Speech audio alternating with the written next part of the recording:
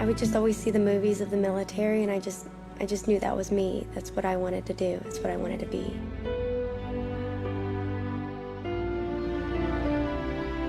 There was a waiting list for the Navy over a year, and I knew I didn't want to wait that long, so I had a friend tell me about the Coast Guard, and I went to the Coast Guard, and they said that they could get me in within a month, so I said, okay, ship me off.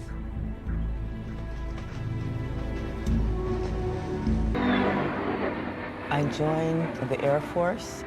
I was 17 years old. I had a boyfriend that encouraged me to go in, so that's what I did. My mom signed, gave me permission to go. When I was in high school, I was impressed with the Marines that I had met. There used to be a lieutenant colonel that used to run laps around the track after soccer practice, and he said, "You'd be perfect for the Marine Corps because you're really fit and smart, and that's what the Marine Corps needs." The professionalism, the camaraderie, everything about it inspired me. I come from a long line of military lineage. Somebody from every generation on both sides of the family, all the way back to the Revolutionary War, had served in the armed forces. I chose the Marine Corps because no one in my family had ever done it. I met Corey December 17th of 2007.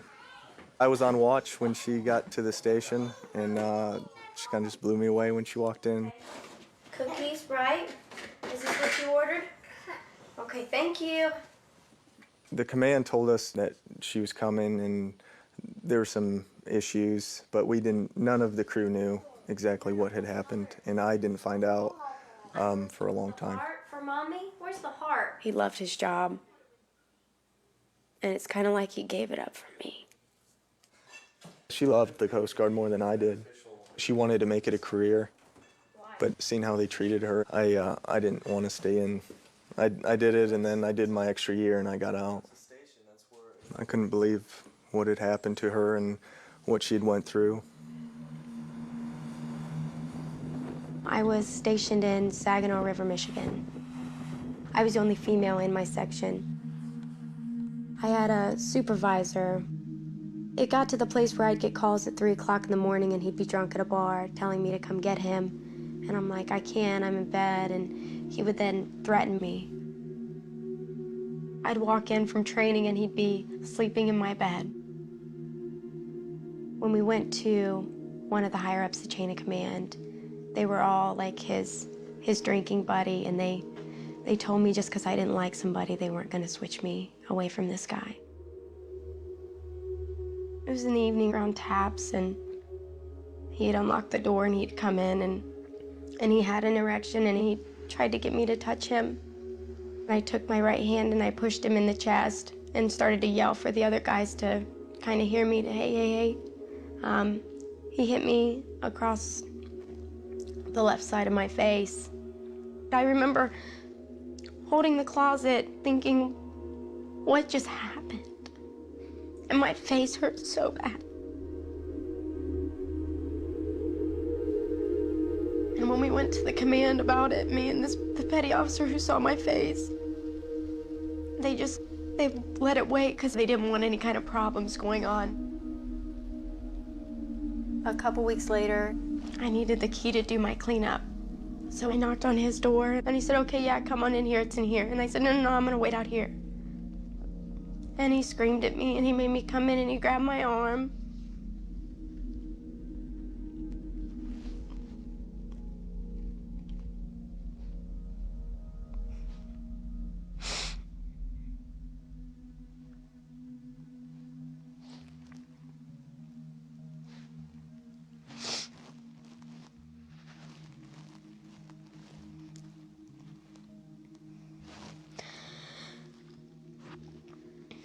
And he raped me in his birthing area. Everything came to a complete change the day that I was raped. I got there in February. By April, I was drugged and raped for the first time. I had like a cold or pneumonia-like symptoms, and so they sent me to get checked out. And while I was waiting to be examined, he came in and he helped himself. He said he was going to the bathroom, and he came into my room, and and that's when he raped me. I see shadow of a human head over my body.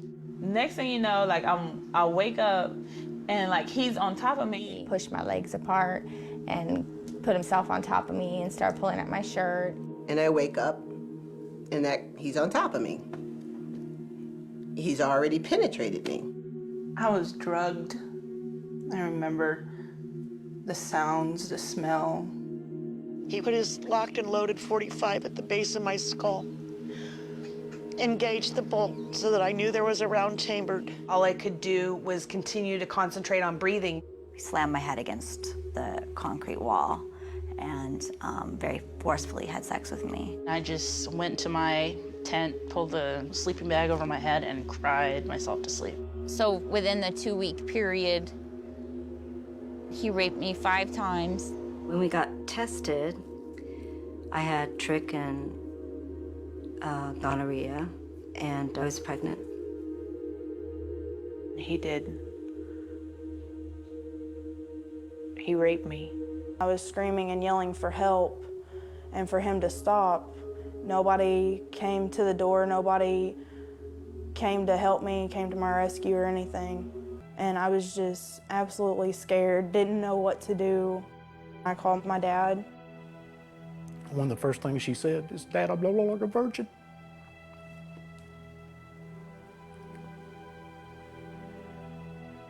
And I said, "What happened?" He said, "I was raped."